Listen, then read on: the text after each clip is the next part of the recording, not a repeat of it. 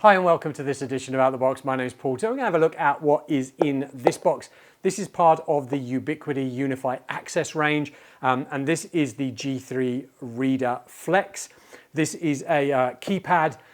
It has two-way audio on it. It supports NFCs. It supports touch pass as well. So, and obviously a PIN code, and that's part of the reason what it's there for.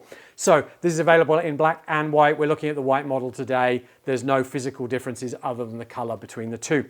And this is not meant to be a big technical overview. I want to show you what you get in the box. So let's head on over there. So you're going to get your Get Started guide to kick this off. You may not even take this out of the wrapping, but do keep it aside. It has some useful information in it. You're then going to get a packet, a couple of packets of screws and lugs. There are a number of ways to mount this to the wall inside and outside, and we'll have a look at that in a moment. You're also going to get your quick release tool, which I'll show you how that works in a minute. You're going to get a waterproof bung here. This is going to go in the back. Remember, this is a PoE powered device. This needs to be connected to a Ubiquiti UA Access hub. All right, which that's the only way these work. They can't be plugged straight back into a PoE switch. They need to be into the hub, which is the control guts for making this all work. So you're going to basically push your Ethernet cable through here, connect it into place, and obviously push that over to help seal that in place if we're starting to do that outside. I think this is IP55 rated. So you then have a number of ways of mounting it. Well, let's look at the core starting point to this. This actually has the holding mechanism here on the bottom. And this would maybe be used, just this plate inside. Maybe you've got a gyprock wall or something like that. You can use the drilling guide to get your holes in the right place, level to get it level. When we've mounted that on the wall, then all we need to do is bring the device up to it. We can see like this. There's two holes in the back. We'll have a look at the unit properly in a moment. Two holes in the back. We can clip that into place like this. And then we'd actually snap this shut at the bottom. I won't, because it does like to not come undone once it's done, and for the sake of the video, not taking half an hour. So this would click shut. This would obviously then be flush on the side of our gyprock wall or whatever inside.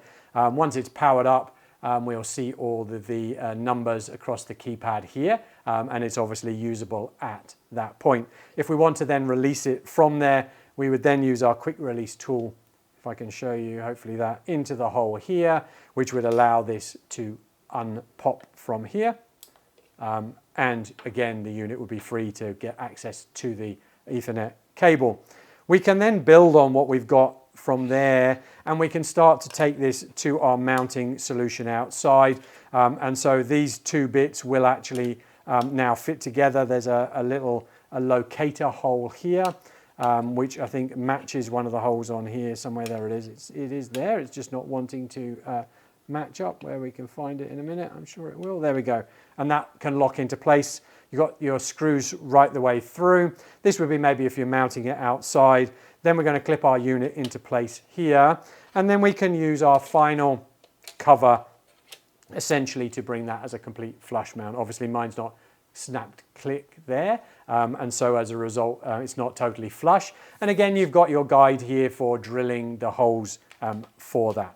Now let's actually have a look, which you're probably more interested in, what's the unit itself. We've got a speaker on the side, we've got two-way audio on here.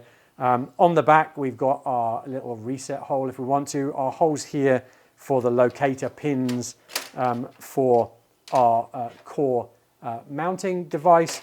Obviously, this is PoE that we talked about, PoE powered. I think it uses about 5 watts of power. And then on the front, not really a lot to show you. There is a logo down here, but the lights have shone that away. The numbers on here only light up once you've got the device actually powered up and working. And you have a strip along here that shows you that the device is connected and powered on. Like I said, this supports Touch Pass, which is in Apple Wallet, an NFC if you've got an NFC swipe card, or obviously a PIN code directly on there. So hopefully that's been useful, having a look at the G3-Flex. Head on over to our YouTube channel. We've got plenty more box openings on network, firewall, wireless, camera security, and lots of how-to guides. How to set up UA Access, for instance, how the hub works, how to set it up in the console, and set up access and permissions as well. So why don't you head on over there, subscribe, and stay up to date.